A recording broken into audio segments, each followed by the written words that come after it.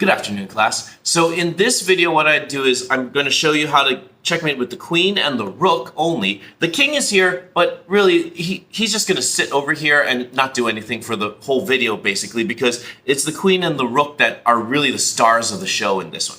So what we're trying to do in this scenario is we're trying to get the king on the edge. So either on one of the columns or on the end row. So to do that, what we're going to do is we're just trying to force the king down. It depends on which way you want to go. So in this scenario, I will push the king this way towards the first row.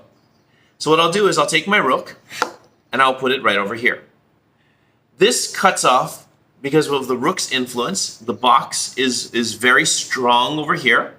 The king cannot cross this, and the king cannot. And the queen is covering the rook, so I don't have to worry about them being captured. So if the king moves over here to possibly threaten my rook, my queen comes down and says check. So now the king must move down. Then I'll put my rook over here, check. King moves down, because the king cannot move up because of the queen's sphere of influence over here. Queen moves down, check, moves down, king moves down, rook says check, king moves down, queen says checkmate, because now the king is being threatened and cannot legally move anywhere without being captured as well. So that's a very simple scenario. This is actually ideal, and you can get it to that point even without that. You could have, let's say, a scenario like this. Okay, let's start from over here. The queen is now in front, because if you notice from the last scenario, you just moved down. This is what we call like a ladder checkmate. And if it's like this, it's very easy to checkmate the king, because you just moved it down and that's it. There's almost no way to stop this, assuming there are no other pieces on the board.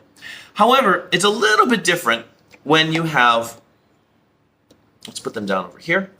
When you have a scenario like this where the queen is in front, because if the queen goes over here, even if it was like this, the rook cannot back up the queen. So this would be a problem, because the queen would just take the king would take the queen, and now it's a king and a rook checkmate. The king actually has to get involved. This is not what this video is supposed to be about. So what we would do in this scenario, let's say we were here, is we would again still try to get the king to go, let's say, go down over here. And so what we do is we would again close off the box, close this box off. This box is already closed off over here. The king must move down this way. And so what we do is we then move our rook down as well, because all we're doing, again, closing the box. The king cannot actually approach the rook at all. So if the king decides to keep going down like this, what we do is then we want to make sure that we seal the king in, but we want to make sure that the rook and the queen kind of switch positions like this. So in order to do that, what I'm going to do is I'm going to move my queen over here. The king cannot come back up to threaten the rook, so the rook is fine. And the king cannot come over here to threaten the queen, because the queen still has checkmate influence over here.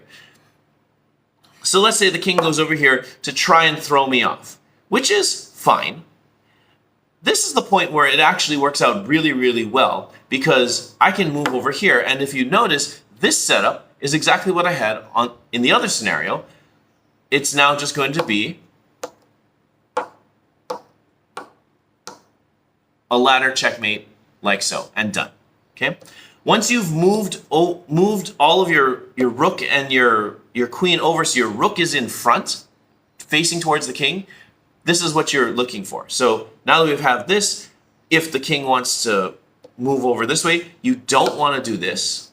You don't want to do anything else. You're just going to push the king this way, towards the back row for the checkmate.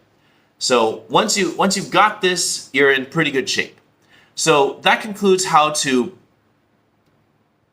checkmate with the queen and the rook. In the next video, what I'll do is I'll go over how to checkmate with 2 rooks. So study hard. See you in the next video.